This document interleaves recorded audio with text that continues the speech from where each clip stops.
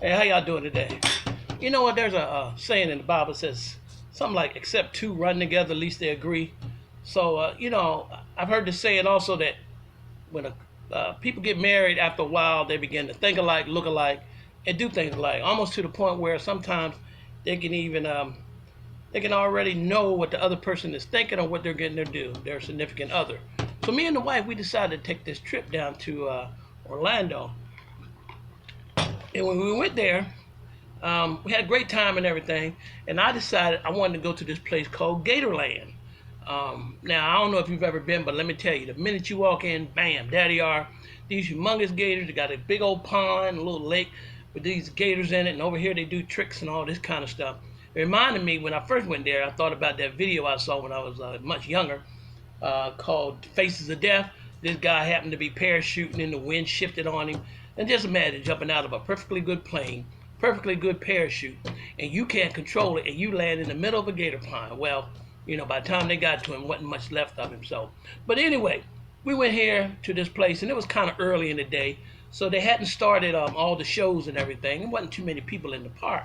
So I said, honey, hey, let's go ahead and walk around a little bit. So we decided to walk around. And in the back section along the swampy area, they got this place back there where it's a walkway and it's elevated maybe about 2-3 feet up off of the swamp and everything. So we walking and everything, and then I noticed they had these two towers, wooden towers, maybe about 20-30 feet up. I said, oh, I guess you go up in them and look at everything over the park. So then all of a sudden, while I'm looking out over the park, I noticed out the left corner of my eye an eyeball about big as my fist. And I looked down, and when I looked, I was shocked. Here it was, he had to be at least 12 foot, 12 foot long alligator, maybe 4 foot wide. So, and in those movies when the villain smiles and the sun hits his tooth, that's the way this gator smiled at me. My foot was no more than a batter foot away from his mouth. And the only thing separating us was this little fence with some chicken wire in it. I was very, very uncomfortable. And, I told the boy, I said, I don't know, we should be back here by ourselves. We just don't know what happened. Well, apparently they also got this train that they use to run around the park for people to, because it's a long walk and they ride people around the train. This train has a diesel engine. They fired up this diesel engine, and I'm telling you, back in that swamp, it must have been over 200 alligators back there. Every gator back there jumped in the water at the same time. And when they jumped, it was like standing by a 747 and it firing its engines off. So, when something happens, I don't know what to do. I'm going to move. So I immediately took off. I took off just like a cartoon character. Pew! I was out of here. And I was just like Lot when God told him, "Don't look back." I wasn't looking back, so I don't know what happened with my wife at the moment. So I run all the way up to the top of the tower, and I look down and I see she's still back there, moving really slow. And I'm like, wait a minute, what has happened to her? I thought she knew how to do this thing. I mean, she's from St. Louis by way of Baltimore, so she's supposed to know her survival skills supposed to kick in really quick. So she comes strolling up the thing here, and I saw it in the look in her eye. I knew she was going to be mad at me and all that. And the first thing she said, why did I leave her? I answered and said, honey, I didn't leave you. You made a choice not to run. I made a choice to run. I'm surprised that you let me run down this path all by myself. I don't get it.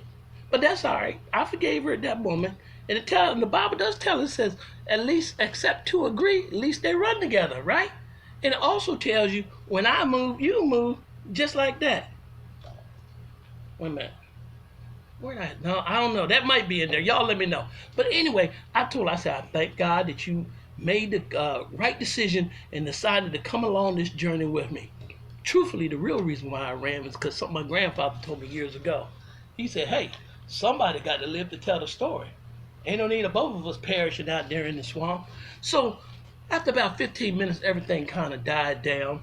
And we had to walk right back in that same area past that alligator and stuff. And I walked by, he kind of raised his head up, looked at me, and I looked at him, he kind of winked his eye. And I knew that was a wink of mutual respect. He almost caught me slipping, but they'll never catch me slipping. So, before we left, I decided, let's get something to eat, because I was a little hungry. We went in the shop, and guess right, guess what I got to eat? I got me some good old gator nuggets, and I dipped them in honey mustard sauce. Ain't nothing like some gator nuggets. Got to get them hot and got to get them fresh. I guess that's why God has decided to let man have dominion over all the animals. So, last but not least, don't ever let them catch you slipping. You won't catch me slipping. So, as I said earlier, bon appetit. Oh, and remember Lot's wife. Don't let them catch you slipping.